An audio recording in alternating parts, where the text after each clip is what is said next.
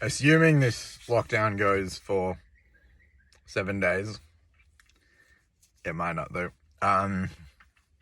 You might not need to be worried about interpersonal conflict, but if it goes for a while, I think a lot of people got divorced last year because it can be hard being stuck in a confined area with your family or your partner or your children, etc.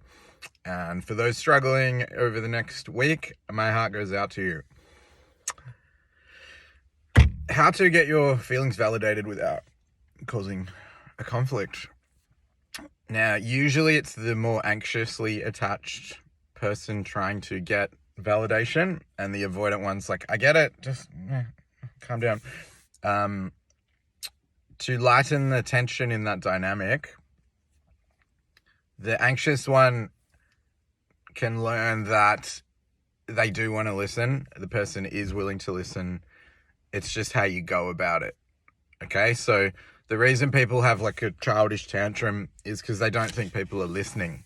They don't think people are interested in their feelings. They don't think people are interested in validating their feelings. So they go back to what worked as a child, which is just like blowing off steam and venting in a really childish, dramatic way. Because that provides some relief. It's people aren't listening, but at least if I like, I'll get out some adrenaline and that'll make me feel slightly better, you know? And the feeling dies off. Extinction burst. There's a burst and then it dies off. Extinction burst. And the correct thing to do if someone does have an extinction burst is don't argue with them because it will die off. But if you go, dude, you're being a dickhead, then that starts another argument about whether they're being a dickhead or not. So just like let them be a dickhead and then it'll die off. Yeah. And then you can deal with that, how we got to that point later after this situation has been diffused. How to get feelings validated. If we are to look at it as this is an opportunity for you to teach the other person why you're upset, it's very different to venting, complaining, kicking up a stink. And I've gotten a whiteboard many times and gone, okay, this is the trigger. This is why I feel that way. That behavior reminded me of this. And side note, when you say you, people get defensive. You reminded me of my childhood still, even though you're taking responsibility. The word you is a trigger word for most people because they're just, it's not me. It's fucking your trigger. That was funny how that happened. Trigger. Yeah. Because the trigger is not the other person's fault. We're always projecting. Perception is projection. You know, it's always our stuff. We can only view the world through the lens of our own traumatized brain. But if you're like, hey, look, so 1 + 1 = 2, and the other person's like, okay, yeah, I can see that. Fuck, that sucks, dude. Like, I'm really sorry to hear that. Is there anything you want me to do differently, or you just need to get it off your chest? It's really different to like, you know, like just kicking up a stink. I've made my point. If you are to look at it as I'm educating them as to why I'm upset, here's why, and with the assumption that they will be interested because like it's interesting, life's interesting. Why do we think a certain way? Why do we have certain feelings?